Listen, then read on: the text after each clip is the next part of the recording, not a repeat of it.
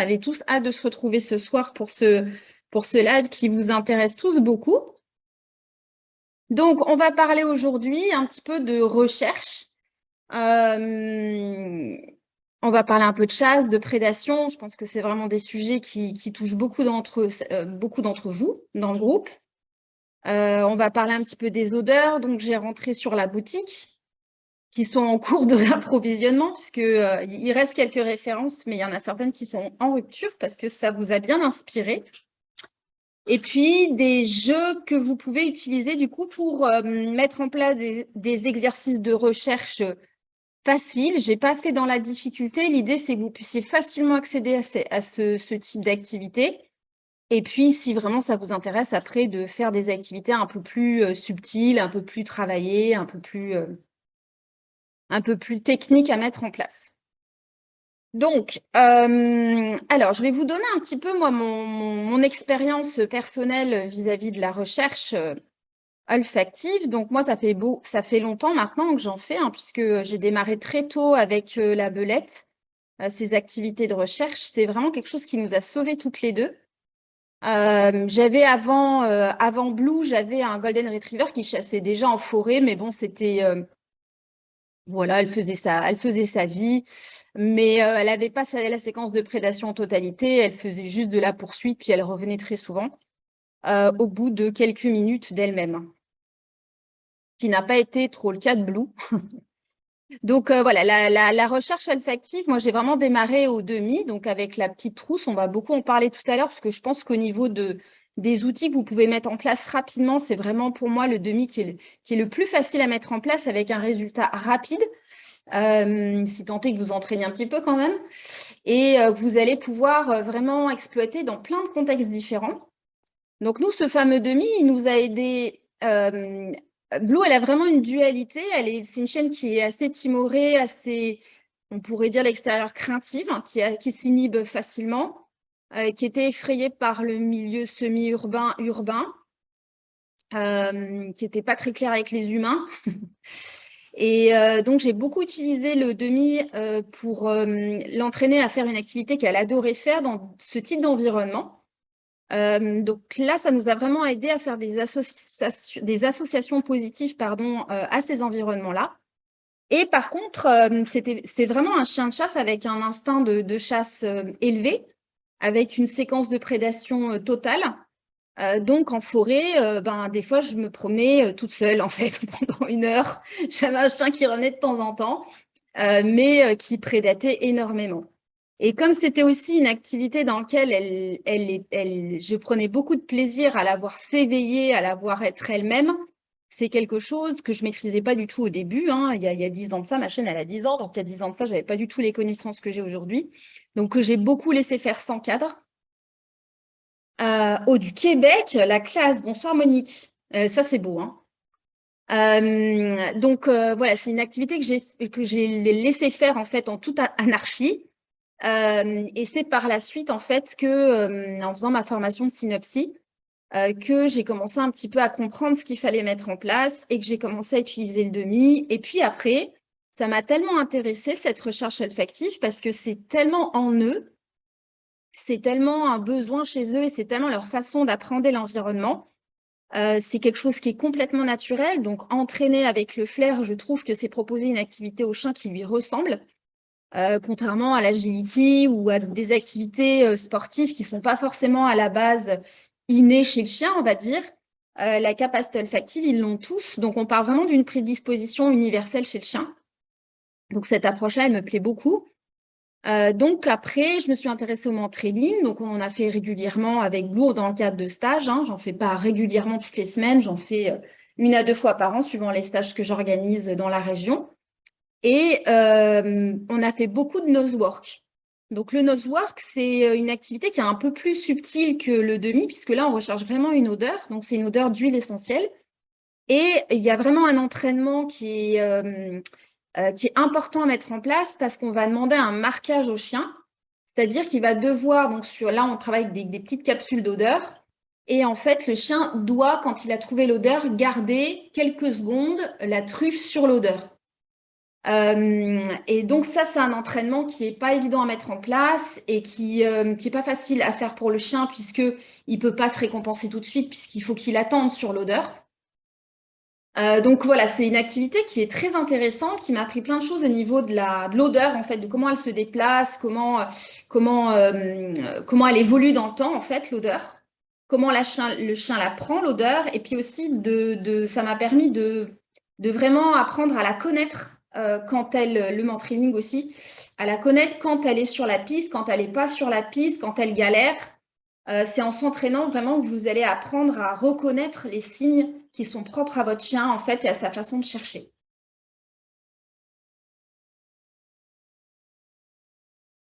Ok, Gaëlle, bah, tu vas voir, c'est le nosework.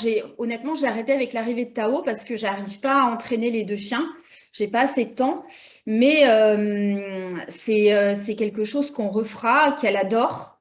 Mais qui demande vraiment un entraînement qui est quand même plus technique que le demi, en fait, hein.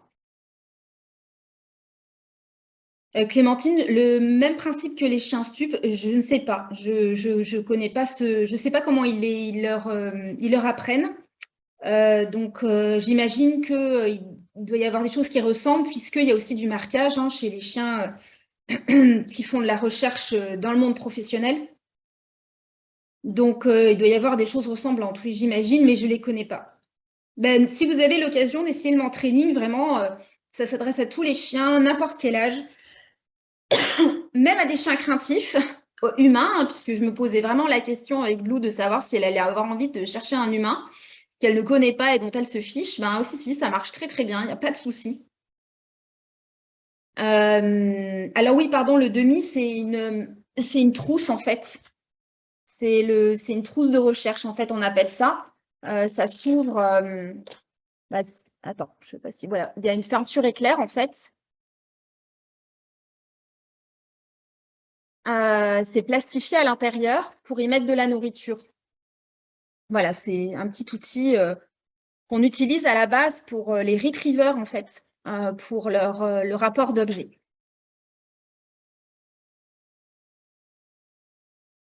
Voilà, François, c'est ça, un demi, pré-demi. Hunting Game, oui, alors ça, c'est une formation qui avait été proposée par Museau, il me semble, hein. Eh ben voilà, Raphaël, il gratte quand il marque une odeur de stup. OK. Et pour les. Ben voilà. Ben, chacun après a ses activités, ses protocoles, hein. Même en trailing, il y a un protocole. En nosework, il y a un protocole. En fait, à chaque fois, il y a un protocole pour que le chien en fait se mette dans le travail. C'est vraiment très cadré. Là, moi, ce que je vais vous transmettre, c'est des choses que vous allez pouvoir faire facilement. On va pas mettre un protocole de dingue en place. L'idée, c'est vraiment que ça soit un loisir et que ça soit un partage que vous puissiez faire à la maison, à n'importe quel endroit. On va y venir, Gaëlle, je vais vous expliquer. Le mentrailing, tu peux en faire, c'est souvent sous forme de stage. Peut-être, regarde dans ta région, tu tapes mentrailing avec ta région, tu vois s'il y a des choses qui ressortent. Et après, tu as des stages en France régulièrement qui s'organisent. Moi, ça fait la 3e année là, que je fais venir Karine Belleville. Oh, comment ça s'appelle son. Mélanie, si tu veux noter je ne me rappelle plus du nom de son entreprise. J'ai un trou. Donc, Karine Belleville, elle fait que du mentrailing comme activité. Elle s'est spécialisée là-dedans. C'est une professionnelle.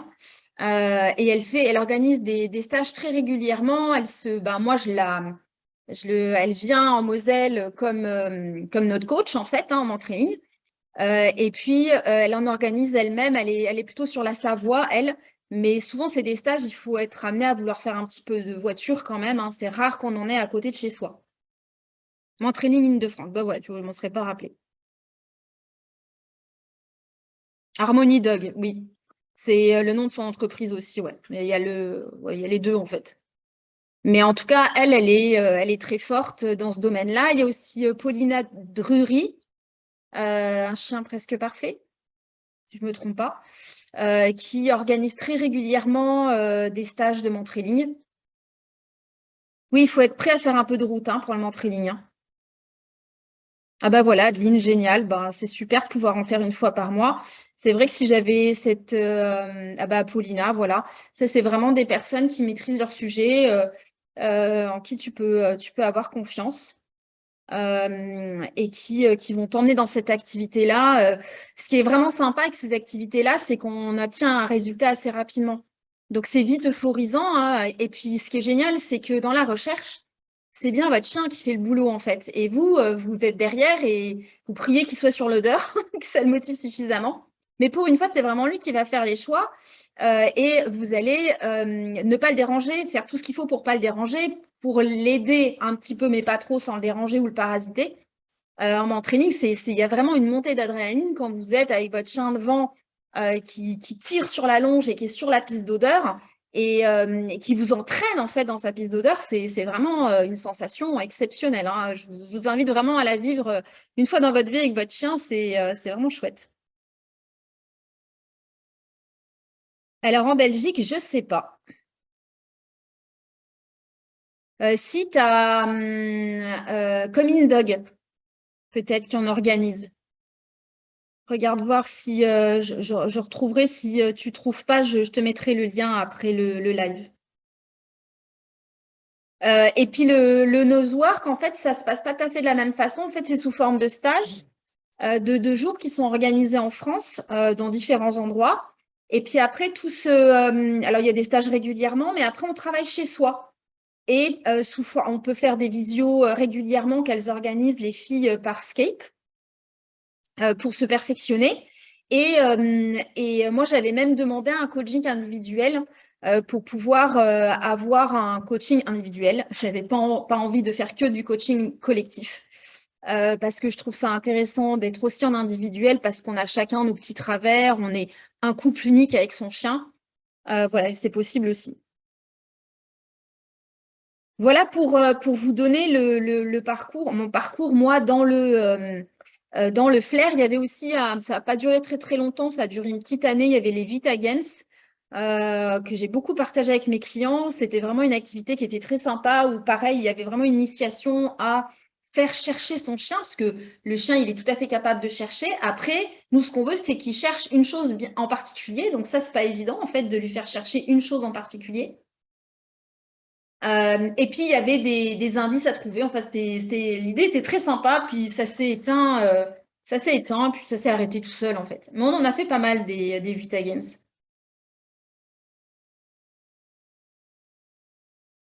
Adeline, non, je sais pas. Il faudrait. Je vais te mettre les liens. Après, rappelez-le-moi si je le fais pas. Si je vous ai pas mis de lien, il faudrait que je sais qui il faut contacter pour avoir les infos faites pour le nosework. Il y a plusieurs personnes en plus qui font du nosework en France. Bah, moi, la formation que j'ai suivie, c'est Nosework France, je crois. Il me semble que c'est le nom tout simple.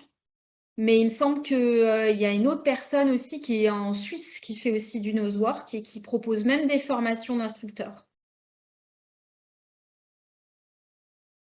Voilà, en tout cas, même si c'est pas forcément dans le cadre d'activités comme ça chez des professionnels, il y a plein de petites choses que vous pouvez mettre en place avec votre chien dans votre quotidien qui sont très chouettes.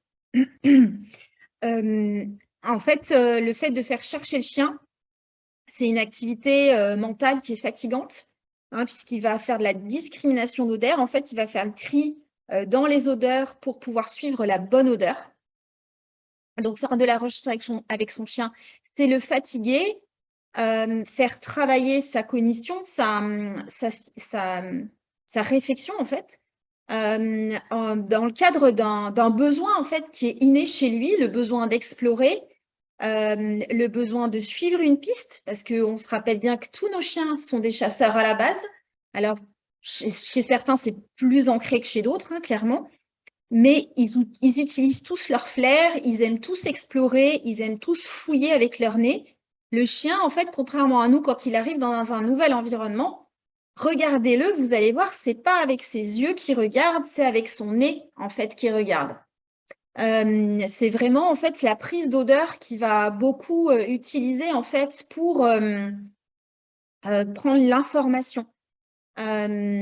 Et donc, utiliser cette compétence, cette capacité innée, c'est vraiment quelque chose qui est très contentant pour lui et qui va vraiment vous amener de la complicité aussi avec lui et qui va transformer aussi ce côté ouais, mon chien il chasse, c'est chiant, en quelque chose de très positif, de valorisant pour votre chien et vous en fait.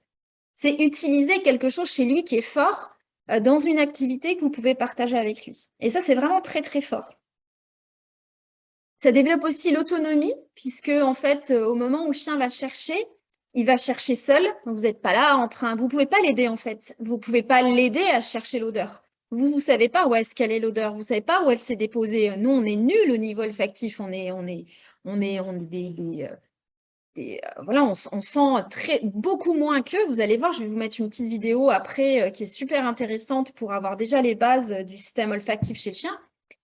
Donc, dans ce moment-là, le chien, il développe son autonomie, il va oser, il va être fier de ce qu'il fait aussi. Il y a une forme de fierté aussi qui peut s'exprimer chez le chien, et puis de motivation en fait, hein, parce que là, c'est lui le chef, c'est lui qui nous guide. Ce que j'adore aussi, c'est qu'on peut le faire tout seul.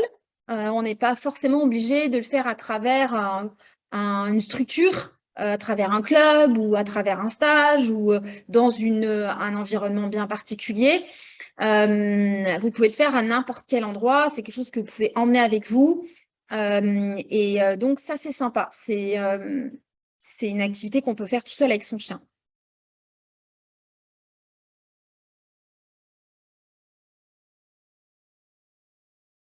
Voilà, bah Delphine, oui. Tu fais voilà un petit jeu de trouve-moi en fait, hein. C'est une sorte de petit mentrailing, mais où t'es pas derrière.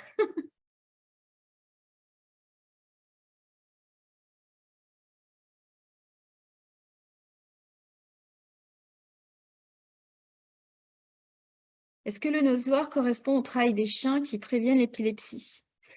Alors, le nosework, c'est une activité de loisir qui est réglementée en Angleterre, il me semble, qui est reconnue, je veux dire. Il y a des concours, etc. Ça commence à venir un petit peu en France, mais c'est pas lié à une activité pour des chiens qui vont faire de la recherche professionnelle, on va dire.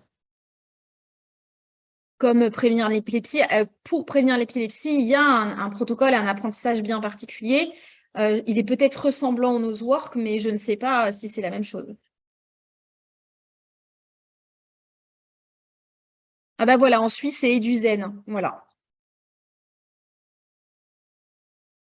Voilà pour déjà vous tracer un petit cursus de mon expérience personnelle, là pour le coup, et de la recherche de demi. Je l'ai fait beaucoup en activité collective avec les clients. On s'est toujours vraiment éclaté à faire cette activité-là dans des environnements très naturels et puis de plus en plus difficiles avec plus de distractions. Et ça a toujours été vraiment des super moments et il n'y a jamais eu de chiens qui ne l'ont pas fait en fait, hein. Tous les chiens sont intéressés pour peu qu'on fait ça correctement, bien sûr. Voilà, alors je voulais introduire, c'est pour ça que vous allez comprendre pourquoi je voulais pouvoir le faire par Zoom. Déjà, il y a certainement plein de personnes parmi vous qui ne sont pas forcément intéressées à ce sujet plus que ça. Donc, la première chose que je voulais faire, c'était un petit peu qu'on parle de l'olfaction.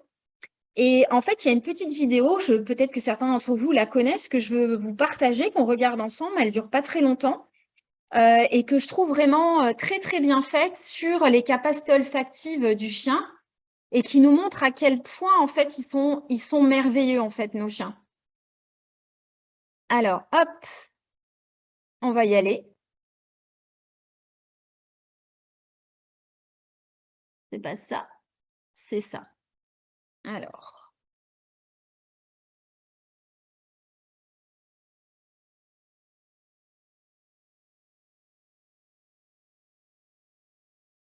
Adeline, est-ce que si on n'a jamais fait aucune de ces activités olfactives avec notre chien, tu recommandes de recommencer par une en particulier?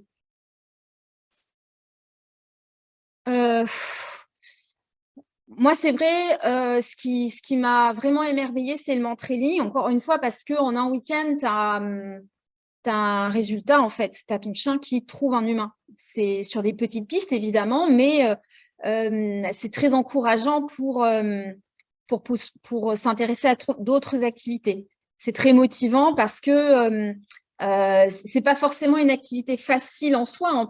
Ça peut être très difficile pour le chien, mais comme au début, on fait des toutes petites pistes, on obtient rapidement l'objectif, en fait, qui est de trouver un humain. Le chien comprend très vite ce qu'il faut faire. Après, la technique réside plus quand plus le chien s'entraîne, plus les pistes vont être longues.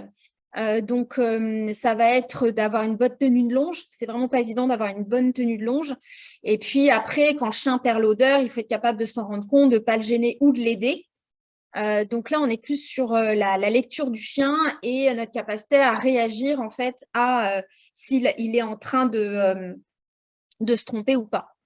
Mais voilà, si tu n'en as jamais fait du tout, je t'invite à découvrir peut-être le man-training. C'est là où tu vas vraiment découvrir les capacités olfactives de ton chien, quoi. Mais non, Mélanie, j'ai pas fait ça. Ah bah ouais, là, c'était distraction plus, hein. Mais elle l'a trouvé d'ailleurs, la trousse, hein. Elle s'en est foutue des 3 chiens, si je me rappelle bien. Est-ce que vous voyez bien l'écran, donc avec le monsieur qui a des dessins sur la tête? Bah ouais, elle est trop forte, de toute façon, Nono, hein. Ok. Alors, c'est parti. Vous me direz juste si vous entendez bien.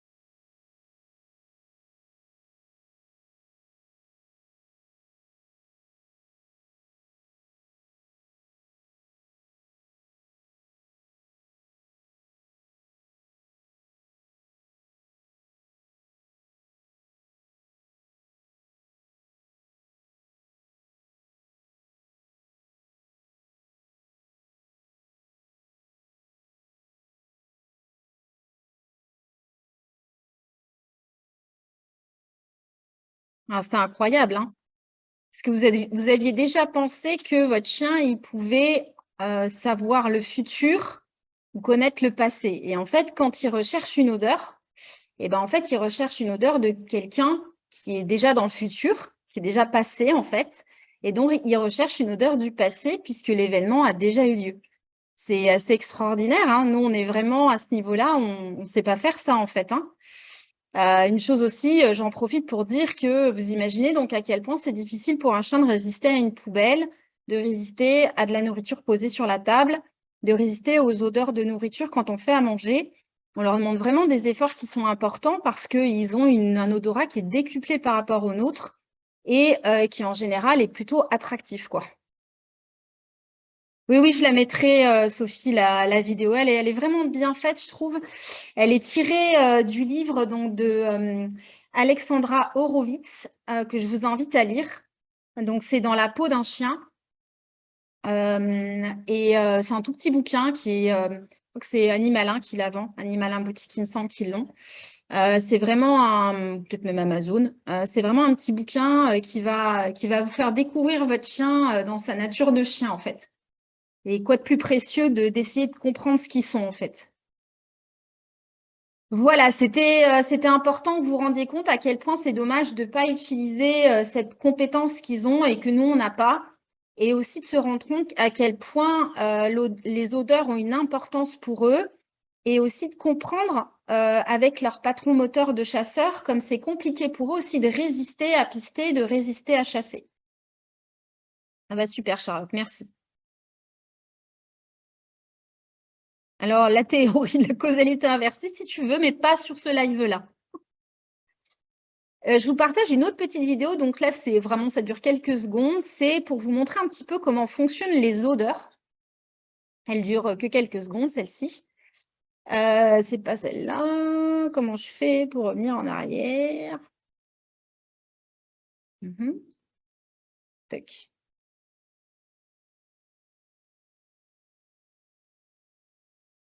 Donc en fait, il faut savoir que les odeurs, c'est un peu comme si c'est comme si on avait plein de petites peaux qui tombaient de nous en fait et qu'elles se déposent sur le sol. On peut imaginer ça ou voilà, comme de la poussière qui tombe en permanence en fait de nous et qui va se déposer au sol.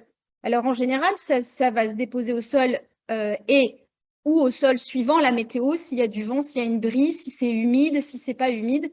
La météo va avoir beaucoup d'importance dans ces moments-là, en fait, de savoir où l'odeur va se déposer et aussi les surfaces. Ce sera beaucoup plus facile pour un chien de chercher dans de l'herbe humide parce que les molécules d'odeur, elles vont s'accrocher en fait. Attends, il y a un truc qui parle, je sais pas pourquoi. Il y a un truc qui parle, je sais pas ce que c'est. Ben, c'est ma vidéo. Oh là là.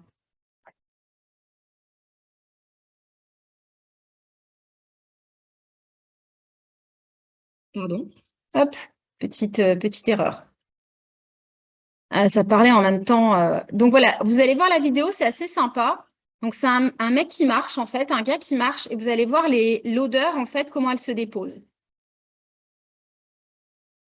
Voilà, donc en fait, le chien, lui, en fait, suivant la météo qu'il va y avoir, l'odeur, là c'est dans une pièce, donc l'odeur elle va se déposer presque à l'endroit où le chien, la personne elle a marché. Mais s'il y a de l'air, suivant la surface qu'il y a, eh ben, ça sera plus ou moins difficile pour le chien de retrouver l'odeur à l'endroit où la personne est passée. Voilà, donc quand vous allez faire de la recherche, ça sera important au début de bien entraîner vos chiens à l'intérieur parce que c'est là où ça sera le plus facile. Et ensuite, petit à petit, d'augmenter la difficulté en passant à l'extérieur. Et suivant l'environnement que vous allez choisir, ce sera plus facile s'il y a de l'herbe, parce que les molécules d'odeur, elles vont s'accrocher à l'herbe. Ce sera plus facile s'il fait un temps humide, pas s'il pleut des trombes, mais si c'est humide, les odeurs, elles ressortent plus. Bon, ça, on s'en rend compte quand il pleut ou quand il a plu et qu'on va se balader en forêt, les odeurs, elles ressortent beaucoup plus que quand c'est tout sec. Et quand il fait très chaud, ben, c'est plus difficile parce que l'air est très sec. Donc, ça va être plus difficile pour le chien de retrouver les odeurs. Donc, au niveau, on va venir au niveau des odeurs. Donc, vous avez vu l'enchaînement, il est quand même beau. Donc, au niveau des odeurs que j'ai rentrées dans la boutique. Alors, la première chose qu'il faut que vous sachiez, c'est que c'est quelque chose, moi, que j'ai découvert comme vous. C'est une collègue, en fait, qui avait essayé avec des clients. C'est Sinochon, en fait, qui est venue la semaine dernière pour la méditation avec Morgane, qu'on en a parlé. Elle avait un client, en fait, qui avait un chien qui était dingue des canards. Et en utilisant l'odeur canard, elle a réussi, en fait, avec le propriétaire, à motiver suffisamment le chien en mettant l'odeur de canard sur un jouet pour que le chien améliore fortement le rappel. On en a parlé comme ça, j'ai dit, mais c'est génial. Moi, ces odeurs d'animaux, j'en avais déjà entendu parler. Mais du coup, là, j'ai vraiment creusé le sujet. Puis vu que c'était des odeurs qu'elle avait déjà testées dans cette marque-là, en fait, ça m'a donné confiance. Et j'ai commandé les odeurs derrière. Mais c'est des outils aujourd'hui moi, j'ai peu d'expérience dessus. Donc, en fait, on va tous les expérimenter. Et peut-être que pour des chiens, ça va être le top du top. Et pour d'autres chiens, ça va moins bien marcher. Ça reste des outils en fait à utiliser et à tester avec vos chiens. Il n'y a pas un truc qui va marcher en particulier pour tous les chiens. C'est vraiment des choses en fonction de chaque chien, en fonction de ses prédispositions à chasser, en fonction de ce qu'il aime dans la chasse, en fonction de s'il aime les tucks, s'il aime pas les tucks, s'il aime jouer, il aime pas jouer. Et ben, les enjeux, ils seront pas tout à fait les mêmes.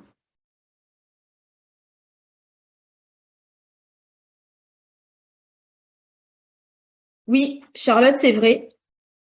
Euh, voilà, c'est une bonne remarque. Après, normalement, les radiateurs, on ne devrait plus en avoir besoin bientôt, j'espère. Donc, euh, pour les odeurs, j'ai récupéré toutes les questions que même les gens avaient qui ne verront le live qu'en replay. Euh, les odeurs, en fait, vous allez les utiliser soit pour motiver votre chien à revenir vers vous parce que l'odeur qu'il a tendance à chercher, donc admettons par exemple le chevreuil, vous avez un chien qui a tendance à pister le chevreuil et à chasser du chevreuil. L'idée en fait, c'est de motiver votre chien à revenir au rappel parce que vous allez lui proposer en fait la même odeur que ce que lui il veut pister. Ça, c'est la première chose. Donc, dans un cadre où vous voulez récompenser votre chien avec l'odeur qu'il a tendance à chasser, il faut donc l'odeur du gibier qu'il a tendance à chasser. Alors, dans les questions, c'est oui, mais comment je sais?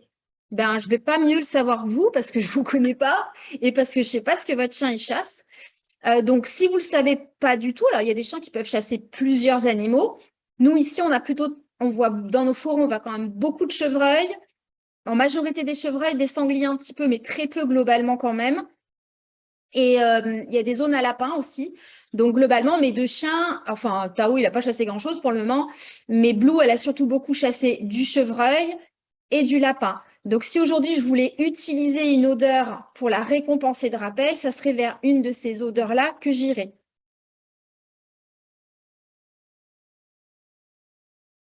Adeline, c'est une très bonne question. Ben non, pas forcément.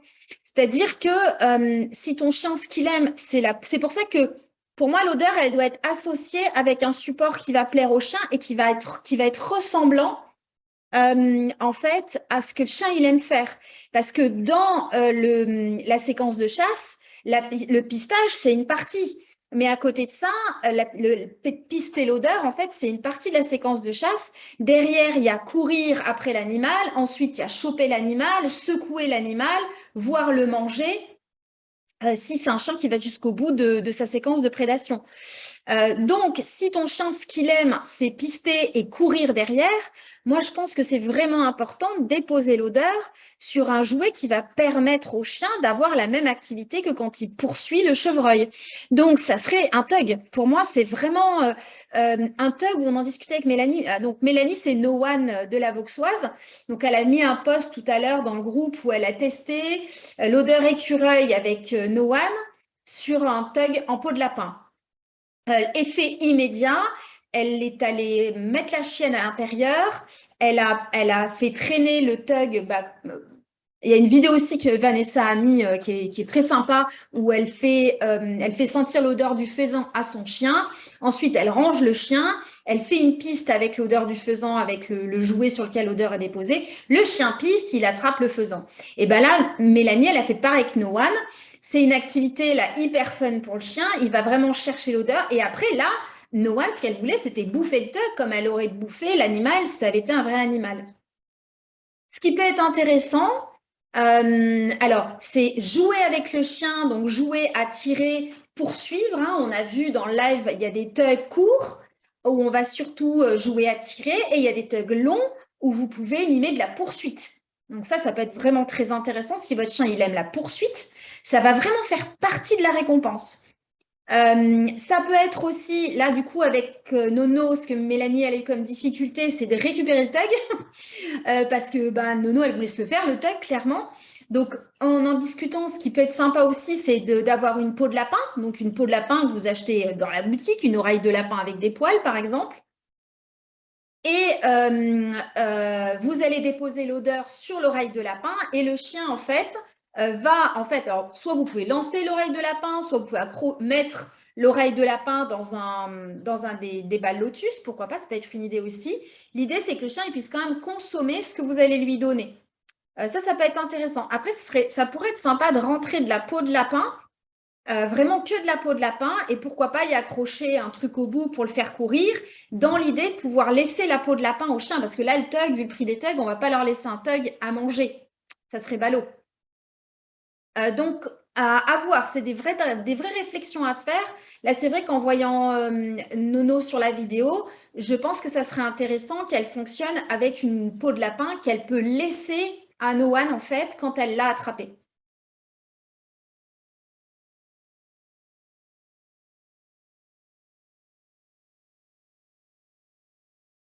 Oui, le tug pour faire une piste, c'est quand même intéressant. Après, tu peux faire aussi avec le demi en l'accrochant à une ficelle, en fait. Hein. C'est fait aussi pour ça, pour pouvoir faire une piste. Attends, je remonte parce que s'il y a des questions, je ne veux pas les louper.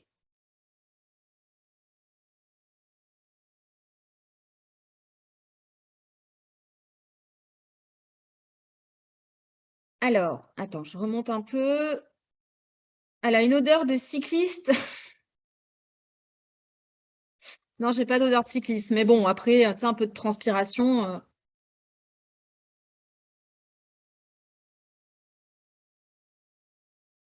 Ok, Adeline, donc je suis revenue à ta question, je crois y avoir répondu. Alors, il existe aussi, bon, je vais faire un mélange avec les jouets. En fait, il existe des jouets où vous allez pouvoir, en fait, toutes les balles lotus comme ça. Donc, la balle lotus, vous l'avez en peau de lapin comme ça. Vous l'avez sans peau. Et vous avez aussi le clam. C'est 3 jouets qui ont la même fonction. L'idée de ces jouets, c'était justement de remplir une séquence presque totale de prédation. C'est-à-dire que là, vous pouvez en fait mettre de la nourriture dans la balle lotus. Admettons que c'est ce que Raphaël, tu avais fait avec, je ne sais pas si c'est avec la balle lotus, oui, c'est la balle lotus que tu caches et ta chienne doit aller chercher la balle lotus. Donc là, tu es au début de l'activité, mais le principe est bien là. L'idée dans le fait de vraiment récompenser le chien dans le cadre de la prédation, c'est vraiment de ne pas récupérer la balle lotus, de le laisser ouvrir la balle lotus comme il irait ouvrir en fait un animal, de récupérer la nourriture qu'on a mis dedans. Donc si en plus je rajoute un petit peu, donc quelques gouttes, quelqu'un a demandé combien il faut en mettre, quelques gouttes, ça suffit. Et vous n'avez pas besoin d'en mettre beaucoup pour que le chien il ait l'odeur. Hein. C'est des produits qui sont très concentrés. Donc juste quelques gouttes sur le jouet. Là, vous avez un jouet que le chien, en fait, ça sera presque comme un animal, en fait, soit en l'envoyant parce qu'il va la poursuivre, soit en la cachant, alors en l'envoyant et la poursuivre et l'ouvrir en mettant de la nourriture à l'intérieur pour récompenser le chien, ou en la cachant pour que le chien la trouve, 2 activités différentes. Mais dans le cadre de la récompense, elle est top. Franchement, elle est top, cette balle. C'est une petite merveille. Et là, pour le coup, vous allez vraiment laisser le chien l'ouvrir, en fait, tout seul. Donc, si vous avez peur qu'il boulotte la peau de lapin, vous pouvez très bien prendre la balle lotus. Alors, elle est plus, c'est une texture qui est plus lisse, je dirais, plus plastifiée, où vous avez la balle lotus comme ça, donc qui est pas, où le chien n'aura pas tendance à arracher quoi que ce soit. Si par exemple vous voulez qu'il puisse consommer, on aurait pu imaginer que par exemple Mélanie, dans la balle lotus, donc elle met l'odeur de l'écureuil, et puis dedans elle y met, Nono, elle sait ouvrir la balle lotus, elle y met la peau de lapin à l'intérieur pour que Noan, elle puisse, parce que là c'est ça qu'elle a envie de faire, qu'elle puisse arracher de la peau de lapin qui est à l'intérieur. Et si en plus vous voulez faire une piste avec ce type de jouet, eh ben, vous l'avez comme ça avec un tug. Donc, vous pouvez même créer une piste en fait avec la balle lotus. Et à la limite, vous pouvez laisser la balle lotus à l'endroit, enfin, c'est pas à la limite d'ailleurs, vous allez déposer la balle lotus à l'endroit où le chien va la trouver pour qu'il puisse l'ouvrir et manger sa récompense à l'intérieur. Donc, ces jouets-là, vous les avez comme ça aussi lisses, ou vous les avez comme ça aussi avec la peau de lapin. C'est tous des jouets qui servent à récompenser. Hein. L'objectif vraiment de ces jouets, c'est de reproduire une sorte de gibier, en fait. D'apporter, en fait, tous les ingrédients que le chien va trouver dans le gibier. Bon, on va essayer de le mettre artificiellement dans un jouet.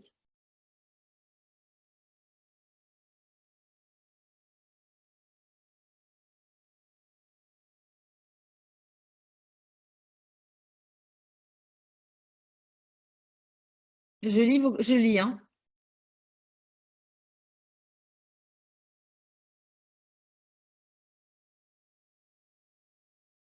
Oui, moi, mes chiens, à chaque fois qu'ils ont trouvé un cadavre, ils s'en sont jamais trop occupés, oui. Oui, oui, tout ce que je vous montre hein, est dans la boutique.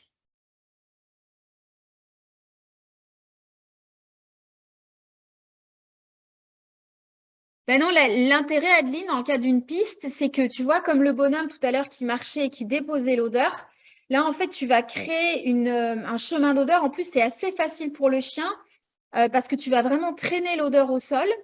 Et puis, comme en plus, c'est une odeur naturelle qui, pour lui, spontanément, en tant que chien, ça va lui parler plus que de l'huile essentielle de bouleau, par exemple. C'est une des huiles essentielles qu'on utilise au Nosework.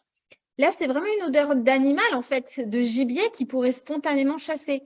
Donc, on appelle vraiment à un comportement inné du chien, en fait.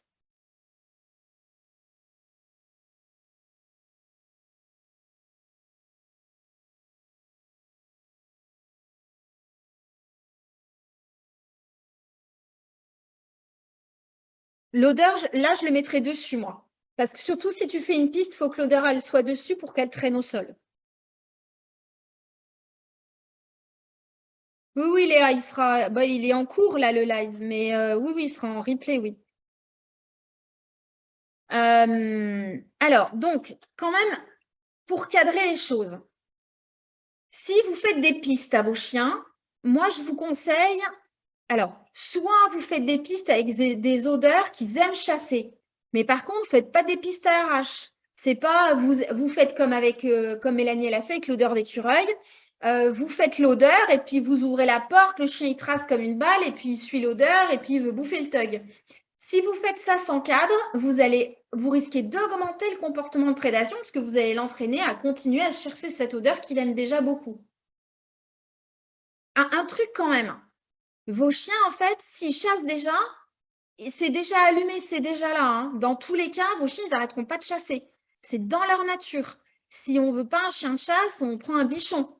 Un bichon, ce n'est pas un chien de chasse. Si vous prenez des chiens dans la catégorie chien de compagnie, ce n'est pas des chiens de chasse. Vous aurez peu d'aptitude à la chasse. Pour tous les autres, même les chiens de troupeau, hein, il leur manque juste une séquence, mais pas toujours. Hein. J'ai beaucoup dans mes clients des chiens qui ont des bergers australiens et qui chassent très très bien, aussi bien que mes lévriers. Mais un chien qui chasse, vous l'arrêterez pas de chasser, même si vous prenez des odeurs de chevreuil ou de lapin. C'est en eux, c'est pas quelque chose qui est enlevable. C'est même quelque chose qu'il faut accepter parce que ça fait partie d'eux. Pour moi, vouloir l'éteindre, c'est nier leur nature même de chien, en fait, de prédateur à la base. Par contre, l'idée, c'est de pouvoir le cadrer un minimum et de sécuriser un maximum. Donc, sécuriser un maximum, c'est chien avec médaille, avec le numéro de téléphone dessus, chien avec GPS si vous avez un chien qui part loin. Comme ça, au moins, ça vous permet de vérifier où est votre chien, parce que des fois, on ne les voit pas, mais ils sont à 20 mètres, en fait. C'est juste qu'on ne les voit pas. Ça ne veut pas dire forcément qu'ils sont très loin. Donc, c'est quand même 2 outils. La médaille, pour moi, c'est obligatoire. Si vous avez un chien qui… De toute façon, même un chien qui ne chasse pas, mais un chien que vous lâchez, c'est important quand même qu'il ait une médaille pour que rapidement, les gens qui le trouvent puissent vous contacter, même s'il y a la puce et tout ça. Mais la médaille, je trouve que ça rajoute vraiment quelque chose en plus. Et GPS. GPS, ça sert vraiment à ça. C'est quand même à surveiller vos chiens. Si vous avez peur, en fait, si vous n'êtes pas tranquille avec ça. Et après, on fait plein d'entraînements pour pouvoir retarder. Quand j'avais mis la vidéo où la belette, elle regarde, elle a la queue qui commence à monter, elle commence à avoir les oreilles en avant. Je sais qu'il y a un truc. Alors, soit il y a une odeur qui est chaude, et d'une bestiole qui vient de passer, soit elle a entendu un bruit, je ne sais pas, malheureusement. Et ben, cet instant-là, si vous vous entraînez, vous pouvez l'augmenter. C'est-à-dire cet instant où vous pouvez encore avoir l'attention de vos chiens. Mais si vous avez du chien de chasse, une fois que cet instant il est passé, il est passé. Votre chien, il part, à ce moment-là, il devient sourd. Il ne vous entend plus. Il est dans son patron moteur. Ce n'est pas de votre faute, ce n'est pas de sa faute à lui non plus. Mais si vous n'appelez pas au bon moment, si vous n'avez pas entraîné un bon rappel, vous n'avez pas entraîné l'attention sur vous, et c'est bien ça que sert la recherche, c'est qu'à travers la recherche, vous allez proposer des activités que vos chiens, ils adorent faire, mais avec vous. Ils ne les feront plus en autonomie, ils les feront grâce à vous. Donc, ça va développer de l'attention de vos chiens. Ça va vous permettre d'augmenter ce moment où votre chien, il regarde un truc, mais il vous entend encore.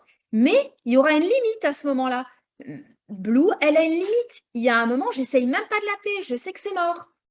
Mais cette limite, je la connais très bien maintenant. Je sais, là, par exemple, elle avait la queue encore assez basse. Je savais qu'elle allait me regarder quand j'ai fait la vidéo. Quand elle va partir, elle a la queue beaucoup plus haute. Parfois même, la queue, elle fait comme ça. Là, c'est même pas la peine.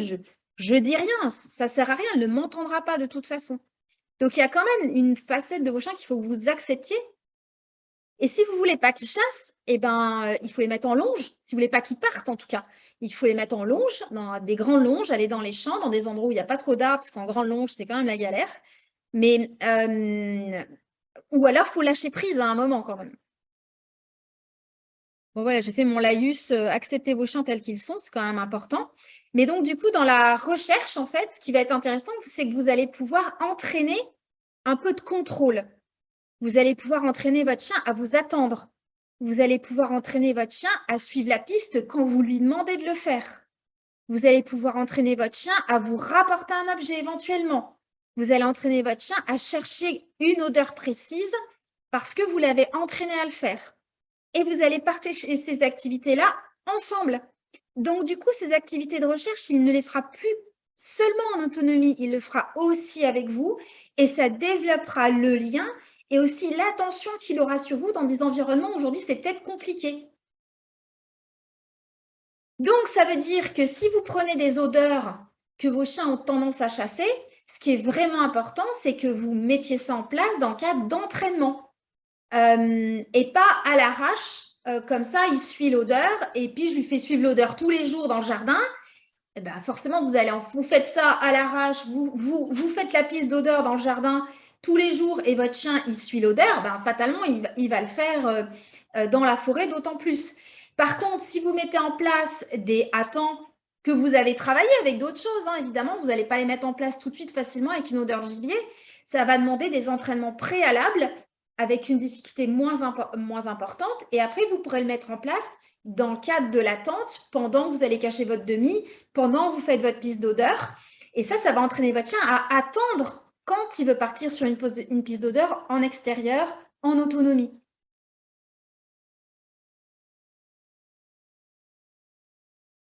Alors oui, un bouton on-off, ça suffit. Maintenant, il y aura quand même une limite. Et en fait, ce qui est important, c'est que tu apprennes à la connaître, cette limite. Elle est super importante. Ils ont tous des limites. Et c'est tous les chiens, même des éducateurs les plus merveilleux de la Terre, les plus compétents du monde, tous les chiens ont des limites parce que c'est des animaux, c'est des êtres vivants en fait. Donc, on ne peut pas les programmer comme des robots. Donc, il y aura toujours une limite. Il y aura toujours une limite. Moi, je connais la limite avec Blue, je sais, mais parce qu'on l'a expérimenté, parce qu'on l'a fait beaucoup ensemble, parce que on a fait des entraînements, des choses qui ont fonctionné, des choses qui n'ont pas fonctionné. Et en fait, c'est à travers ces entraînements, à travers l'expérience en extérieur, qu'on apprend à connaître son chien.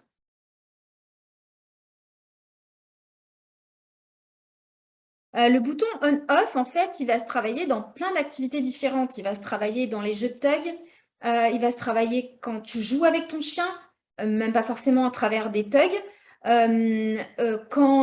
Alors, le off, moi, c'est ce que j'appelle le c'est fini.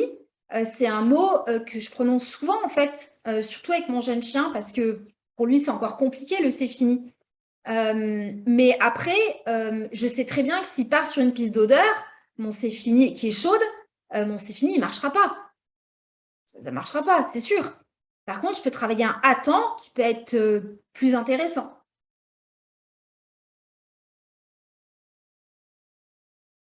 Voilà, donc si vous voulez vous amuser avec des odeurs, comme l'a fait Mélanie avec Nono, vous prenez des odeurs qui n'ont pas beaucoup de risques. Donc l'écureuil, ça me semble être une super piste parce que même si, enfin, ça dépend où vous habitez. Si vous êtes dans une région ou dans des parcs où il y a vraiment beaucoup d'écureuils, c'est peut-être pas la bonne odeur. Mais moi, je dois avoir 3 écureuils par an dans la forêt, hein. Alors, je dis pas qu'il y en a pas, mais même les chiens, ils en détectent quand même assez rarement. Donc, m'amuser avec une odeur d'écureuil, je pense que ça ne s'apprêterait pas à conséquence. Et quand bien même, je veux dire, mes chiens, ils ne savent pas monter aux arbres. Donc, dans tous les cas, même s'ils pistent un écureuil et que l'écureuil il va monter à l'arbre, il y a quand même un risque vraiment infime qu'ils attrapent l'écureuil. Évidemment, ce n'est pas du tout l'objectif, on est bien d'accord. Si vous avez un chien qui n'aime pas du tout l'eau, vous pouvez utiliser l'odeur de canard. L'odeur de faisan aussi. Le faisan, c'est quand même. C'est pour ça que j'ai pris ces odeurs-là, parce que je sais que ça va concerner peu de chiens. C'est des odeurs à oiseau. Voilà, il y a quand même peu de chiens qui arrivent à attraper un oiseau qui vole. Le faisan, c'est pas un animal qu'on rencontre beaucoup. Donc, c'est des odeurs avec lesquelles on peut jouer un peu plus sans qu'il y ait des conséquences, sans qu'il y ait une augmentation du comportement, on va dire, après en extérieur. Donc, c'est quand même important de savoir ce que vos chiens épicent puisque vous ne voulez pas trop augmenter quand même ou ce que vous voulez cadrer. Donc, si moi j'avais à choisir, j'entraînerais et je récompenserais avec chevreuil lapin et je m'amuserais avec écureuil faisan. Voilà, pour vous donner une idée. Le faisan court. Oui, mais il court. Je sais pas, j'en ai jamais vu des faisans en fait, Karine.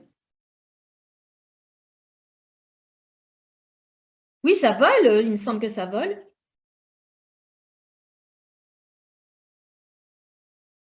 Oui, Clémentine, ça peut arriver, hein, mais ça reste quand même assez rare. Après, si vous avez un chien qui fait de la chasse au canard et qui va nager, prenez pas l'odeur canard. Ou alors, pour l'entraîner. Là, dans ce cas-là, vous allez mettre l'odeur de canard sur un boudin, par exemple, où j'ai un demi-flottant, et vous allez entraîner votre chien à attendre, alors vous lancez le demi-flottant, et il ira à la demande quand vous allez lui demander d'aller chercher le demi-flottant. Et là, vous entraînez en fait un contrôle par rapport à une prédisposition chez le chien.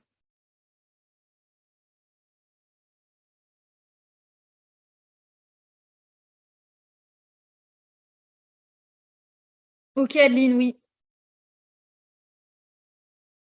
Bon, après, voilà, je vous donne des exemples. À vous de juger quelles sont les odeurs les plus pertinentes à utiliser si vous voulez jouer avec ces outils-là, avec vos chiens. Moi, c'est vrai qu'il y a un frein maintenant que j'ai avec le Nosework, c'est le fait qu'on leur fasse chercher une huile essentielle. Il y a quelques mois de ça, j'ai fait une formation de zoopharmacognosie, donc sur le fait qu'on propose des odeurs pour que le chien se soigne grâce à ces odeurs-là. Donc, ça se fait à travers les huiles essentielles, entre autres. Et du coup, par exemple, c'est l'odeur bouleau. Il se trouve qu'en ce moment, Blue, donc la belette, hein, Blue, c'est son vrai nom, elle sniffe beaucoup de bouleau parce que l'huile essentielle de bouleau, parce qu'elle a des douleurs articulaires. Donc, j'ai un frein quand même à utiliser maintenant des odeurs d'huile essentielle. Mais du coup, ça me paraît plus intéressant qu'ils aient une odeur d'animal, mais il faut bien la choisir. Eh ben, prenez pas faisan. Après, l'idée, c'est juste que vous preniez un animal que vous voyez de façon peu fréquente dans vos balades, en fait, c'est tout.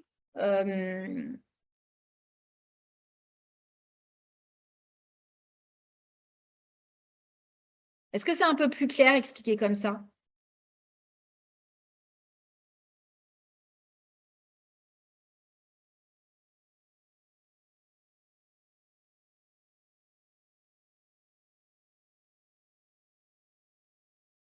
Ouais, après, tu vois, la cannelle, c'est aussi une huile essentielle, hein. Alors, je vais juste reprendre les questions qui avaient été posées pendant que je suis sur là-dessus. Donc, comment doser le degré de difficulté? Comment lire son chien? Comment l'aider? Alors, en fait, j'ai donné pas mal d'infos au début du live, donc j'ai pris le temps. En fait, je trouvais que c'était important de vous expliquer un petit peu comment les odeurs, elles se posent, parce que c'est de là que va venir la difficulté. Donc, il y a la fraîcheur de l'odeur, la météo et bien sûr les distractions. Donc, au début, vous travaillez toujours, vous entraînez la recherche toujours dans un environnement où il y a peu de distractions, il y a peu d'odeurs et il y a peu d'air en fait qui va passer, qui va bouger les odeurs. Donc, plutôt l'intérieur. Et ensuite, quand votre chien il maîtrisera bien la recherche à l'intérieur, vous pouvez commencer à chercher à l'extérieur, mais dans des endroits où il est capable d'avoir l'attention sur vous déjà. Si votre chien, par exemple, vous lui demandez un assis ou un truc tout con qu'il sait parfaitement bien faire et qu'il n'arrive pas à le faire, vous doutez bien qu'il n'arrivera pas à chercher quelque chose que vous allez lui demander de chercher. Donc, c'est important d'être capable d'évaluer les différents environnements dans lesquels votre chien il est capable de faire une activité qui va lui demander de la concentration. Pour aider le chien à chercher, tu peux le guider avec la main. C'est ce qu'on fait beaucoup en nosework. En fait, on va aider le chien à ne pas oublier un endroit. En fait, tu ne vas pas lui montrer l'odeur. Tu vas juste lui montrer parce qu'on va quadriller une pièce, par exemple, et tu vas l'aider à ne pas oublier un coin de la pièce. Mais de manière générale, au contraire, pour l'aider, tu vas éviter de le parasiter. Donc, tu vas éviter de le devancer. Tu vas plutôt être toujours placé à l'arrière de ses fesses, que tu sois en laisse ou détaché, hein. Donc, pour ne pas rentrer dans le champ de l'odeur aussi qu'il est en train de chercher. Donc, plutôt toujours à l'arrière de lui. Après, tu peux aussi rester à distance, hein, tu n'es pas obligé de le suivre. En nosework, on est avec le chien. Mais quand ton chien cherchera le demi, tu n'es pas forcément obligé de le suivre. Après, quand tu fais des recherches en milieu urbain, bah, tu es en laisse, donc tu es forcément avec ton chien. Mais donc, du coup, surtout, tu ne le gênes pas et tu te mets plutôt derrière lui, toujours derrière ses fesses. Il faut faire attention de ne pas le gêner avec la laisse aussi. Et, et puis aussi, il ne faut pas être tout le temps en train de lui parler. Ça, c'est vraiment important parce qu'en fait, quand votre chien il cherche, il est concentré. Donc, en fait, si vous lui parlez, vous risquez de le déconcentrer. Et il vaut mieux faire beaucoup de pistes faciles pour garder la motivation que vouloir augmenter la difficulté trop vite. De toute façon, c'est tous nos défauts. Si tu as un échec, alors un échec, ça peut être, il faut juste comprendre. Est-ce que c'était ta météo? Est-ce qu'il y a eu trop de distractions? Est-ce que la piste était trop longue? Voilà, c'est un échec, ça sert juste à dire, OK, est-ce que j'ai besoin de réduire la difficulté? Est-ce que j'ai besoin de changer d'environnement? Est-ce que mon chien est fatigué? Est-ce qu'il n'a pas envie de faire ça aujourd'hui? Voilà, c'est… Charlotte, je crois que c'est toi qui posais la question là.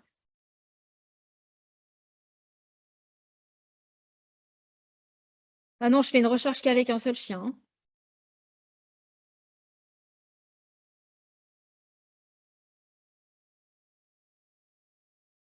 Ça demande même de la concentration pardon, de la part de l'humain, en fait, pour être bien placé. Comment faire la différence entre l'entraînement à l'odeur et le jeu avec l'odeur? L'entraînement à l'odeur, tu vas quand même poser un cadre qui est un peu plus clair, donc où tu vas demander à ton chien d'attendre et il va partir derrière la piste à ta demande.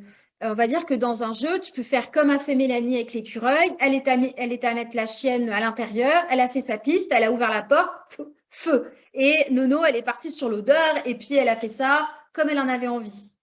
Là, il n'y a pas de cadre, c'est juste un jeu de plaisir. Est-ce que ça répond à ta question, Laurane?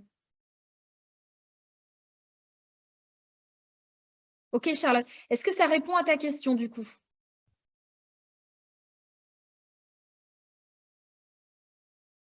Alors, le demi, alors attends, je vais venir au demi. Hein. Je veux juste pas tout mélanger. Comment doser le produit? Donc, vous en mettez quelques gouttes, ça suffit. Il n'y a pas besoin de beaucoup. Comment choisir l'odeur? Donc, je vous l'ai dit. Préfère l'odeur plutôt que le vrai gibier. Est-ce que mon chien va préférer l'odeur plutôt que le vrai gibier? Si ton chien, ce qu'il aime, c'est poursuivre et que dans ta récompense, tu lui proposes pas la possibilité de poursuivre, ben, je pense que l'odeur ne suffira pas à rivaliser avec un chevreuil. Après, si dans ta récompense, tu lui proposes quelque chose qui est équivalent au plaisir qu'il a à poursuivre un chevreuil, ça peut être très fort quand même. Est-ce que ça le sera autant? Je ne sais pas. Mais ça peut être quand même une super récompense. Que faire si mon chien part quand même? Prier. Bah, si ton chien il part, t'attends. Hein. Moi, je vous conseille de mettre en place le rappel au sifflet. Hein. Ça vous permet d'avoir quand même un repère sonore pour votre chien et vous trouve plus facilement. Donc ça fait l'objet d'un autre live, le rappel au sifflet. Pour moi, ça fait partie des apprentissages sécurisants pour l'extérieur. Le rappel au sifflet, je vous invite vraiment à tous le mettre en place. Petite parenthèse d'ailleurs, c'était pas voulu. J'ai rentré des sifflets Acmé et dont un, donc celui-ci va être plutôt pour récupérer l'attention et utiliser aussi en soins coopératifs. En fait, si vous utilisez le fait de marquer le chien en sifflant, il est très très bien. Et j'ai rentré celui-ci, qui est vraiment un sifflet qui est utilisé par les chasseurs, en fait, pour récupérer le chien, pour qu'il l'entende de très loin. Donc, c'est un sifflet qui a un son qui est constant, même si on siffle très, très fort ou très doucement, c'est toujours le même son. Et c'est un son qui est unique et qui a 1,2 km de distance au niveau de sa fréquence. Mais ça s'entraîne aussi. Hein. C'est pas juste j'achète un sifflet et ça marche. Non. Ça s'entraîne. Je vous invite à aller voir live sur le sifflet. Ah, super, Delphine. Ça fait plaisir. Ouais, Laurent, je pense que c'est un bon choix. Les balles Lotus, les balles Lotus avec Tugs, c'est des jouets qui sont extraordinaires. Ben, en fait, c'est en pratiquant l'activité et en développant la passion de la faire pour lui, que tu vas pouvoir changer tes environnements parce qu'en fait, comme il va adorer le faire et qu'il sera un peu conditionné dans ces activités-là, tu vas augmenter petit à petit le niveau de distraction, par exemple. Mais comme ça lui plaira énormément parce que tu l'as entraîné, il va être capable de te le proposer dans des environnements de plus en plus difficiles. Pour te donner un exemple, donc au début, le demi, je travaille toujours qu'à l'intérieur et tant que ce n'est pas la passion dingue, je n'essaie même pas de l'utiliser dehors. Et à l'intérieur, je vais faire des pistes de plus en plus difficiles, voire même avec des pièges. Une fois que quand je sors mon demi, mes chiens, ils en peuvent plus. Vous allez voir dans les vidéos, ils sont vraiment très motivés tous les deux. Je sais que je vais pouvoir commencer à le proposer dans le jardin. À l'époque où je démarrais le demi, je n'avais pas de jardin, je précise. Hein. J'allais dans un environnement où il n'y avait pas trop de distractions et aussi où la belette n'avait pas chassé. Parce que les environnements où elle avait chassé, ça pouvait être potentiellement plus difficile pour elle de se concentrer sur la recherche avec moi. Et comme c'était déjà passionné chez elle, en fait, parce qu'elle adorait le faire, c'était conditionné, en fait, à la passion. Si tu veux, tu révèles la passion chez le chien de l'activité, petit à petit, tu vas pouvoir. Alors, si par exemple, donc, les recherches, après, je les ai fait. Chez nous, on a des chemins bétonnés le long d'une rivière. Donc là, la distraction, principalement, c'était les passants, auxquels elle n'était pas très à l'aise. Mais du coup, ce que je faisais, c'est que j'allais en semaine quand il n'y avait pas trop de passants et dans des environnements où je pouvais un peu m'éloigner, où elle voyait les passants. Et je faisais des recherches plus courtes que j'avais pu faire à l'intérieur. Tu vas toujours diminuer un critère si tu en augmentes un autre, en fait. Est-ce que c'est plus clair, Charlotte, comme ça?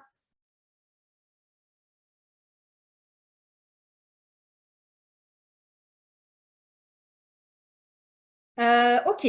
Alors, du coup, ce que je voulais, c'était vous montrer donc les jouets qui sont liés à cette recherche. Donc, on a déjà vu les balles Lotus, en ressemblant aussi, qui sont costauds et vous pouvez utiliser un jouet d'occupation. C'est j'appelle les balles surprises de chez Kong. Bon, celle-ci, vous ne pouvez pas trop l'emmener dehors, elle est vraiment grosse. Même l'autre, je la trouve assez grosse. Elle est quand même plus grosse que celle-ci. Mais le principe est le même. L'idée, c'est que le chien arrive à l'ouvrir en fait tout seul et qu'il récupère à l'intérieur ce qu'on y a caché. Oh, il est flou le truc. Il y a en plus, ils ont rajouté des petites pochettes en fait où vous pouvez rajouter des petites friandises. Mais le principe est là. Je vais cacher des petits bonbons dans la balle. Je referme, je vais la cacher dans la maison et mon chien va chercher la balle. C'est assez costaud, hein, c'est du Kong, c'est pas indestructible non plus. Hein, s'il veut le découper en morceaux, il y arrivera. Et donc, celle-ci qui est un petit peu plus grosse. On va dire que c'est ressemblant à une balle Lotus quand même à la base, quoi. Après, donc dans les balles Lotus sans poil, vous en avez une médium et une mini. Donc voilà, pour que ça s'adapte à la taille de votre chien quand même. Ils ont vraiment plus affiné les tailles. Avant, on ne voyait pas beaucoup la différence entre les mini et les médiums. Là, je trouve que maintenant, ça se voit mieux. Elle est mignonne, hein, celle-ci. Je la trouve trop mignonne. Pareil, donc en médium et mini. Alors, avec les poils, ça se voit un peu moins, mais elle est vraiment plus petite quand même, hein, sur la verte. Ça, c'est la mini. On a vu donc le Tug avec la balle Lotus sans peau de lapin, avec amortisseur et poignée. Et le Tug avec la balle Lotus lapin, avec amortisseur aussi. Le clam, alors le clam par rapport en fait à la balle Lotus, il est un peu plus facile à ouvrir. En fait, il n'y a que 4 scratchs, on va dire. Elle s'ouvre en moitié en fait. Donc en fait, le chien va l'ouvrir quand même plus facilement que la balle Lotus qui va lui demander quand même un peu plus de technique. Donc celle-ci, au début, hein, vous la scratchez à peine, il faut que le chien y arrive. Ne mettez pas votre chien en difficulté, jamais, jamais, jamais. S'il est en difficulté, il risque d'abandonner ou de vouloir la défoncer. Et petit à petit, qu'il sait bien faire, bah, vous pouvez la serrer plus fort.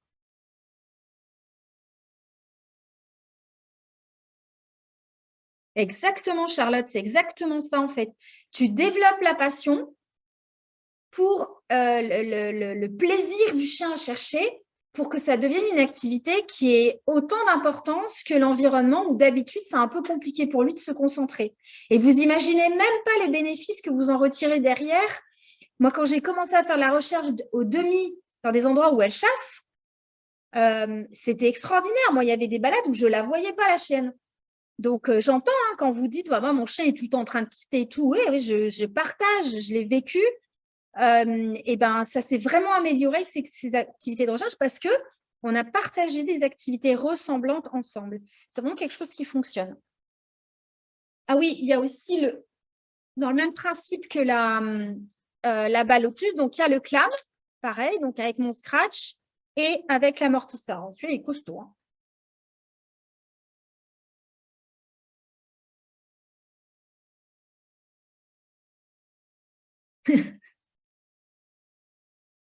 Un lapin rentre dans la mini, bah, mets déjà une peau de lapin. Il faudrait que je rentre des peaux de lapin, en fait. Je vais rentrer des peaux de lapin pour que vous puissiez les utiliser pour mettre des odeurs dessus et que vos chiens ils puissent les croquer.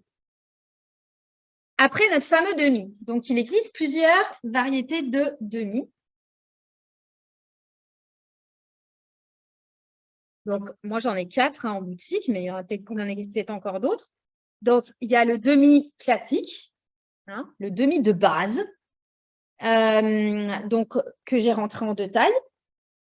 Donc, vous pouvez accrocher une cordelette à ça pour faire votre piste d'odeur, en fait. Ça sert à ça à la base. OK. Vous avez le demi-flottant. Donc, ça peut être intéressant. Tu vois, par exemple, Charlotte, ma chienne n'aime pas du tout nager. L'eau, c'est pas du tout son élément.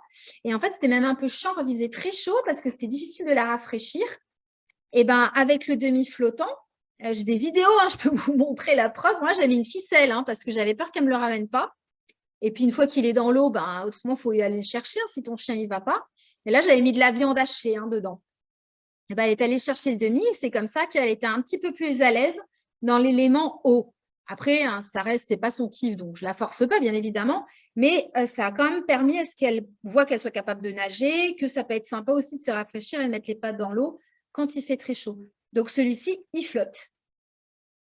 Donc ça, celui-ci, ça pourrait être intéressant pour les chiens qui chassent les canards. Et un qui est sorti il n'y a pas très longtemps, qui est vraiment génial, c'est le demi. Donc, pareil, il est plastifié à l'intérieur et il est recouvert de fourrure. Celui-ci, il est très, très fun. Très, très, très fun. Parce qu'en plus, c'est la fourrure synthétique, par contre. Mais bon, si vous y mettez l'odeur dessus, ce n'est pas un problème.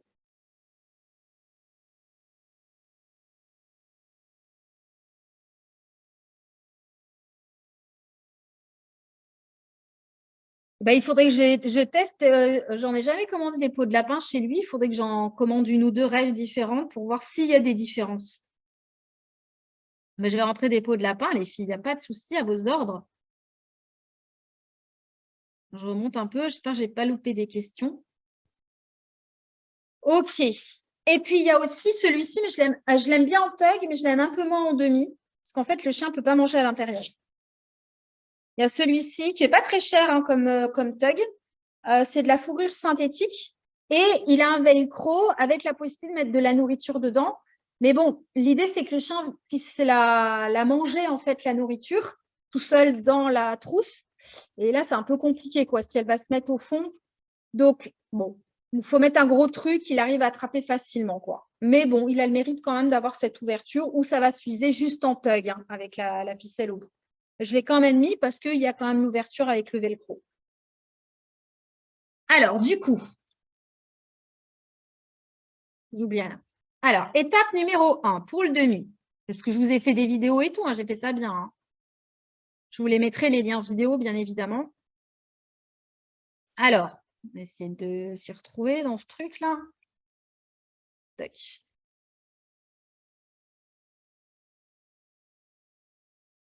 Alors, non, c'est pas ça. Ah. Pardon, je me trompe d'écran partagé, en fait.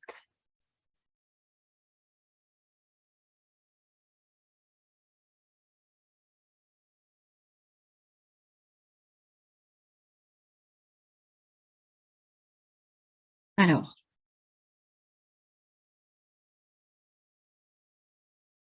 Tac. Voilà. Alors, la trousse, je vais y arriver, Je vais y arriver.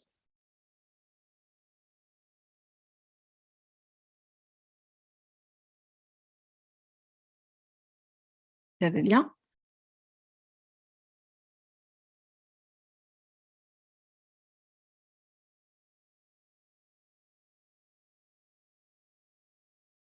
Alors, ce qui est important sur la trousse, c'est que il y a une différence entre trouver et rapporter.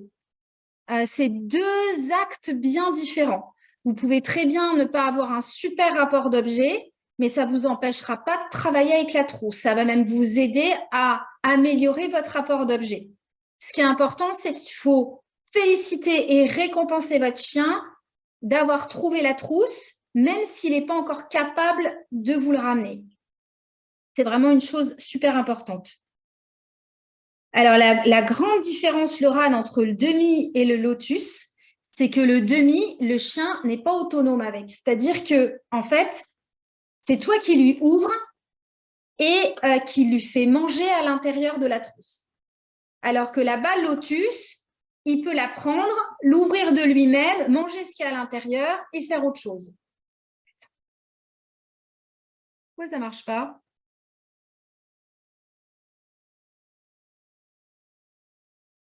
Et ça, c'est cette différence-là, elle est super importante. La balle lotus, je vais vraiment plus l'utiliser pour récompenser le chien. Ou si je lui fais chercher, en tout cas, ça sera juste de la recherche. Je ne vais pas lui attendre. Il n'y aura pas si tu veux, une fois qu'il a trouvé la balle lotus et qu'il peut l'ouvrir tout seul, il n'y a pas forcément d'interaction avec moi directement puisqu'il est capable de l'ouvrir tout seul. Ça ne sera pas le cas avec le demi puisque c'est toi qui vas l'ouvrir et qui va lui laisser manger ce qu'il y a à l'intérieur.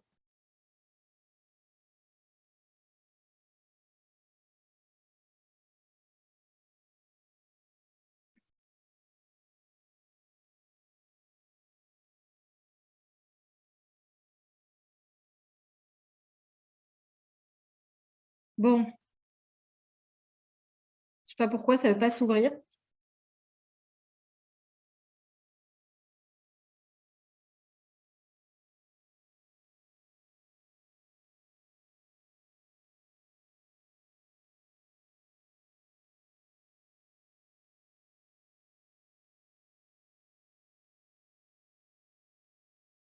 Je sens que ça va merder. Je sais pas. Au pire, si vraiment ça ne veut pas s'ouvrir, ben, je sais pas. Ouais, pourtant, elle fonctionne très bien. Les vidéos, ça veut pas s'ouvrir.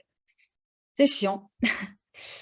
Donc, je vous ai fait 3 vidéos avec les 3 étapes à respecter. Donc, la première chose, déjà, ça va être d'intéresser vos chiens à l'outil, à la trousse, en fait. La première chose, on ne va pas leur faire chercher la trousse. La première chose, ça va être déjà qu'ils adorent cette trousse-là, qu'ils trouvent ça génial, vraiment génial. Et on va éviter au maximum qu'ils partent avec en courant. Donc, au début, parce que ce n'est pas l'objectif. L'objectif, c'est qu'à terme, le chien la ramène ou au moins qu'il nous la donne pour qu'on puisse l'ouvrir et le laisser manger ce qu'il y a à l'intérieur de la trousse. Donc, par exemple, avec Tao, on est au début de cet apprentissage, je n'utilise pas cette trousse-là encore, même si à terme, il va l'adorer. Mais si j'utilise cette trousse-là, en fait, il se barre avec comme un malade, il court partout avec comme si c'était un thug. Donc, pour le moment, je n'utilise pas cette trousse-là, c'est trop difficile pour lui. Enfin, en tout cas, pour ce que je veux faire. J'utilise la trousse simple. Donc, première étape, c'est vraiment dommage. Hein. Je vais essayer de… Première étape, donc, je prends des… Alors, vous prenez toujours des friandises fraîches hein, pour la recherche parce que la friandise fraîche, au niveau molécules, ça va sentir plus, ça sera plus appétant aussi. Rappelez-vous que votre chien, il faut qu'il soit motivé à chercher la trousse. Hein. Si dedans, vous y mettez des croquettes, il n'y a aucune chance. Elles sont comme elles sont plastifiées à l'intérieur, vous pouvez même y mettre de la pâtée à lécher hein, ou de la concoyote. On va parler de la concoyote aujourd'hui. Bon, j'ai essayé de tout refermer et tout, mais ça ne veut rien savoir. Hein. Je vais essayer…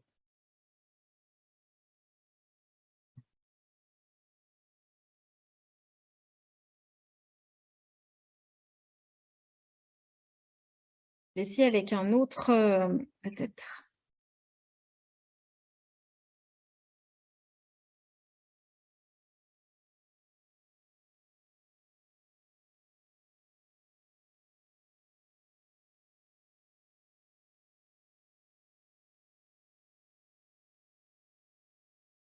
Je suis un peu longue, hein, je suis désolée, mais bon. Après, si ça ne marche pas, ça ne marche pas. Hein, je vous mettrai juste les liens.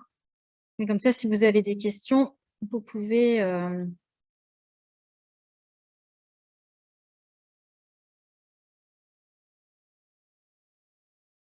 J'essaye juste avec un autre navigateur, voir si ça marche.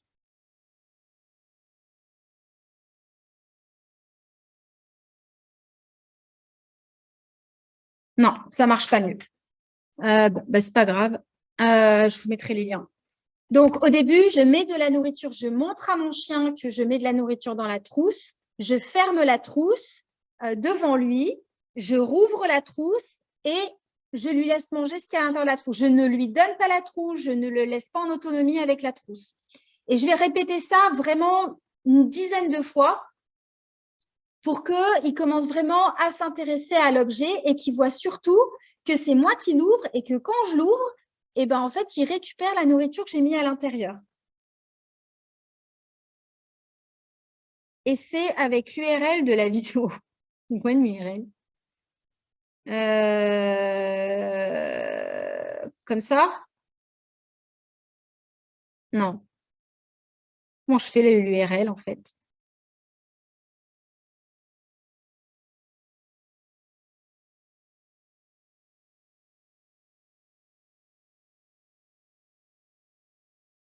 Si c'est peut-être ça que tu veux que je fasse.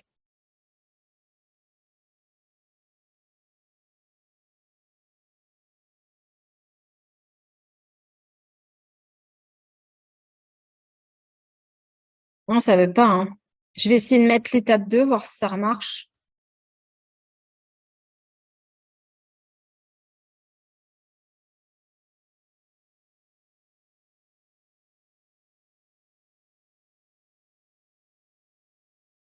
Tu sais, il y a toujours un truc qui fonctionne pas, hein. C'est vraiment chiant, hein.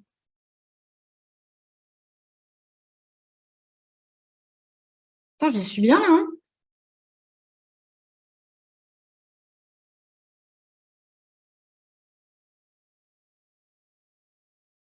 Bon, bah, je suis désolée, hein, ça veut pas. Je sais pas pourquoi.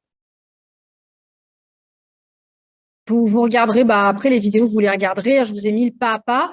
L'idée, en tout cas, voilà. Donc, vous répétez. Tu fais partager.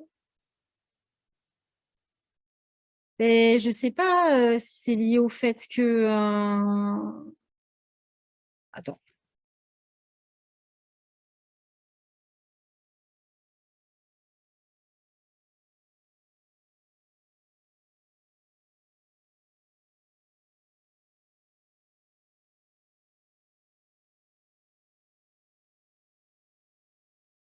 Attends, j'ai des notifications qui apparaissent.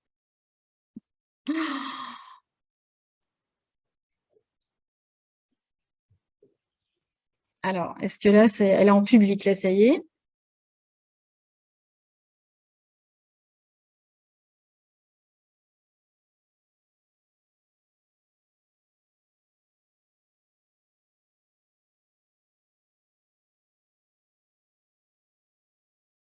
Non, ça veut pas, hein. Et c'est pénible. Bon, bref, je vais enchaîner, hein, parce que, ouais, je sais pas. Bah, d'habitude, ça fonctionne, hein. Bah, les autres vidéos, je vous les ai bien montrées, ça fonctionnait. Je sais pas, c'est peut-être mes vidéos qui fonctionnent pas, je sais pas. Je sais pas pourquoi. Et si je mets à 3,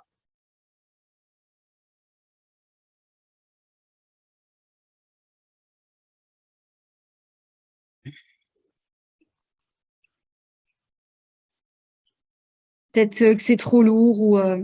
Donc, une fois que votre chien il est vraiment intéressé par la trousse, qu'il a vu que c'était vous qui ouvriez la trousse et qui mangez à l'intérieur de la trousse, vous allez commencer à la poser au sol devant vous, pas trop loin de vous. En fait, l'idée, c'est vraiment pas qu'il parte en courant avec la trousse. Et il la sent, vous laissez la sentir, vous récupérez la trousse, vous ouvrez la trousse, vous laissez manger à l'intérieur. Gardez de la nourriture aussi sur vous, au cas où il attrape la trousse et qu'il ne veut plus vous la rendre. Surtout, vous faites bien un échange parce que vous récupérez la trousse grâce à de la nourriture, vous rouvrez la trousse. L'idée, c'est vraiment qu'il n'y ait pas d'enjeu autour de cette trousse, en fait, ou qu'ils se disent, oh là là, il ne faut surtout pas que je lui laisse. Elle va me la prendre, etc. C'est vraiment quelque chose qu'il faut que vous fassiez de façon positive. Tant pis, je vous mettrai les liens des vidéos, c'est pas grave. Donc, vous allez commencer à la poser de plus en plus loin de vous. Alors, vous verrez dans les vidéos volontairement. Donc là, je l'ai fait avec Tao. On est vraiment au début de ces apprentissages-là. Ce n'était pas la première fois, hein, que j'utilisais la trousse, mais je me mets dans mon couloir, je ferme les portes, je fais attention à qu'il n'y ait pas trop de distractions, qu'il n'y ait pas trop d'accès à plein de pièces aussi non plus, parce que lui, il est tout à fait capable de prendre la trousse, de la secouer et de ne pas vouloir me la rendre. Donc, comme je ne veux pas du tout qu'on se mette en échec, je fais vraiment pour que l'environnement me permette que ça se passe le mieux possible. Et aussi, parallèlement à ça, je travaille beaucoup le don avec les tugs et avec des objets. Parce que c'est quelque chose aussi qui est difficile pour lui de faire, de donner un objet, parce qu'il aime tirer, il aime secouer. Donc, donner, il sait que c'est fini, c'est la fin du jeu. Donc après, c'est à vous de vraiment vous adapter à vos chiens. Et bien, rappelez-vous que ce n'est pas parce que le chien il a trouvé la trousse mais qu'il ne la donne pas qu'on ne le félicite pas. On n'hésite pas à faire un échange pour récupérer la trousse, ouvrir la trousse et laisser manger à l'intérieur de la trousse. Et après, petit à petit, une fois que votre chien il commence vraiment à être intéressé par l'objet, il voit que vous l'ouvriez, vous lui donnez à manger, vous allez pouvoir en fait la cacher. Au début, en fait, vous allez vous éloigner. Alors moi, je me suis servi d'une barrière parce que notre pas bouger, on va dire, n'est pas encore acquis dans ce type de contexte-là. Donc, je me sers d'une barrière, je lui demande d'attendre, Je vais mettre la trousse à 2-3 mètres, hein, il la voit en fait. J'ouvre la barrière et je l'invite à aller chercher la trousse. J'ouvre la trousse, je récompense. Et je vais augmenter la distance de plus en plus loin de lui jusqu'à un moment cacher la trousse derrière un arbre, j'allais dire, derrière un mur, où là, il va devoir commencer à se poser des questions parce qu'il ne la trouvera pas tout de suite. Il va falloir qu'il commence à utiliser son flair. Et là, je suis vraiment au début de la recherche.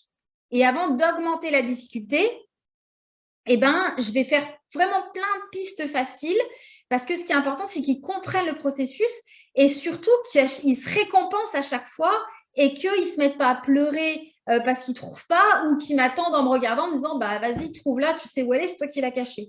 L'idée, c'est vraiment qu'il y arrive de lui-même et que ça soit à chaque fois une réussite. Ben, tu verras sur la vidéo, mais au début, en fait, la trousse, je la mets à 3 mètres de lui, hein, à tout casser. En fait, vraiment, quand j'ouvre la barrière, il y a accès tout de suite. Et après, je le mets juste à 3 mètres et demi, mais caché derrière un mur.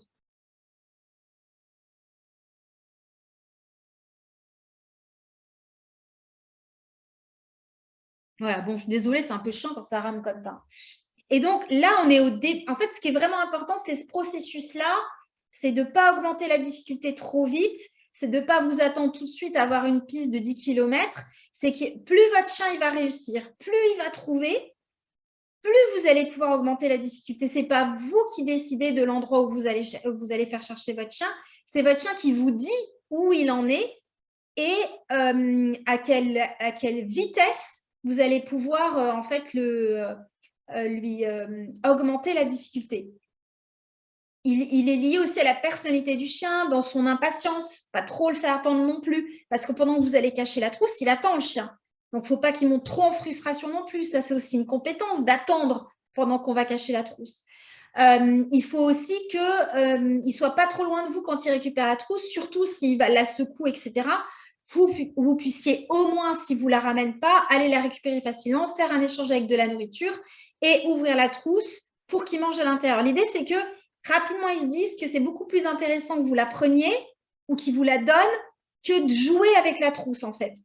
Après, une fois que le chien sait bien faire, on peut le laisser jouer. Hein. Vous verrez sur les vidéos, il joue un petit peu avec, puis je le sens bien, il me la ramène, j'ai de la chance, toujours un petit peu. Hein. Mais au fur et à mesure des compétences, on peut se permettre au chien de le laisser la secouer parce qu'on sait que de toute façon, après, il va nous la ramener.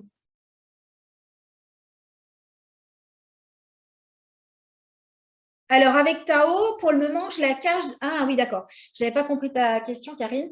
Pour le moment, je la cache dans des pièces. Je suis toujours à l'étage. J'ai pas… Bon, après, je t'avouerai que je ne le fais pas tous les jours, hein, loin de là. Donc, ça va lentement, du coup, forcément. Donc, pour le moment, et puis je travaille beaucoup le don en parallèle parce que c'est quand même une compétence complémentaire avec le demi. Ça ne soit pas trop frustrant pour lui de me la donner parce qu'il est plus intéressé par le fait de tirer que de manger de la nourriture. Donc, avec lui, c'est cette difficulté que je n'avais pas du tout avec Blue, qui elle est beaucoup plus intéressée par la nourriture que de jouer avec l'objet. Donc, on y va vraiment pas à pas et puis en fonction du temps que j'ai. Mais pour le moment, je cache dans des pièces. Et lui, pour le moment, si jamais je fais un petit peu trop dur, il pleure. Il pleure, puis il va me regarder. Il n'est pas assez autonome. Donc, pour le moment, je fais vraiment des toutes petites pistes pour qu'il trouve tout seul et qu'il prenne confiance en lui.